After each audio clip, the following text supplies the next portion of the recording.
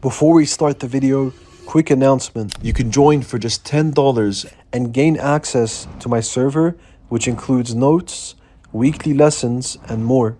Your support helps fund thumbnails, editing, and other content. Jazakumullah khair. Now, let's get back to the video. In the Quran, Allah is absolutely obsessed with making sure everyone knows He's only one God. And yet, over and over again in the Quran, Allah refers to Himself using plural pronouns. Surah 50, verse 38. And verily, we created the heavens and the earth, and all that is between them, in 6 days, and not of weariness touched us.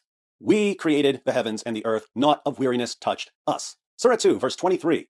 And if you are in doubt as to that which we have revealed to our servant, then produce a chapter like it, and call on your witnesses besides Allah, if you are truthful. If you are in doubt as to that which we have revealed to our servant.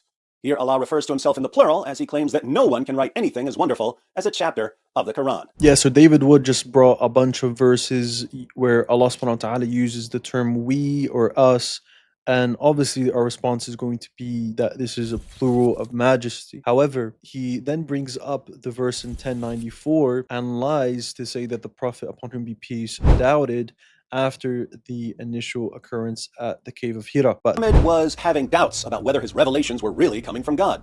If you've read Muhammad's earliest biography, you know that his first impression of his revelations was that they were demonic. He had to be talked out of this view by his wife and her cousin, who weren't in the cave with him and who had no clue what possessed him. But his doubts occasionally resurfaced, and Allah used plural pronouns when He told Muhammad to go to the people of the book, Jews and Christians, to make sure his revelations lined up with our revelations. Spoiler alert, they don't. So Muhammad failed the test, and now his followers are forced to say that our book has been corrupted. This is an absolute lie, and he brings no evidence for this, and there is no evidence for this. And actually, our earliest commentary on the Quran by Muqatil bin Sulaiman tells us that the Prophet, upon whom be peace, never doubted. And the Bible does line up with the Quran, so much so that the Prophet Muhammad, upon whom be peace, is actually mentioned in there. And inshallah, in the future, we'll be making a ton of videos on this topic. If Allah is trying so hard to convince His listeners and readers that He's a Unitarian deity, why does He repeatedly identify as plural by using pronouns like we, our, and us?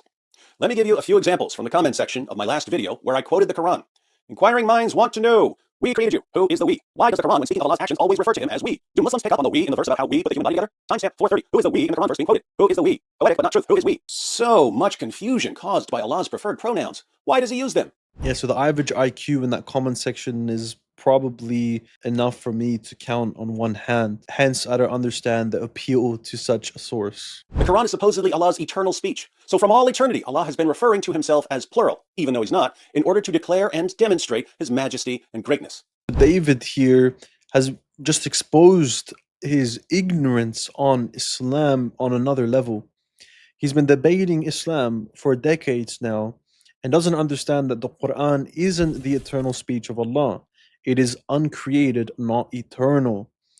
There was a point in time where Allah began speaking the Quran in the same way that there was a point in time where Allah began to speak to Moses from the bush. Allah's actions aren't eternal, David. I thought you would have known this by now, considering you've debated Islam for about 2 decades now. The underlying assumption of the plural of majesty is that it's greater and more majestic to be plural.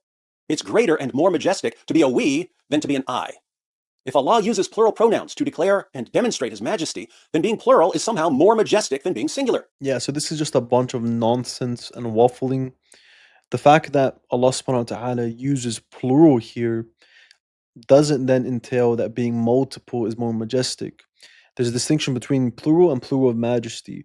A plural majesty is just an honorific title and has no implication that being plural in of itself, being multiple, makes you more glorious or honorific. Let's even say that doesn't tell this. If it does, then you could just hold to another view where you say that whenever Allah subhanahu wa ta'ala says we or us and so on, He's talking about Himself and the angels and whoever's acting by His will, to show through metonymy that Allah has sovereignty over all things, including His servants and angels. And it's only by His will that He does these things. And His sovereignty extends over throughout all of the heavens and the earth. Now, just to finish off, a first century Christian church father named Clement of Rome, who David would not deem to be a heretic unless he wants to go against mainstream Christianity, Clement of Rome actually applies where God says we or us, that we're making a man in our image, he actually applies this to the Father alone. So, what does this show us?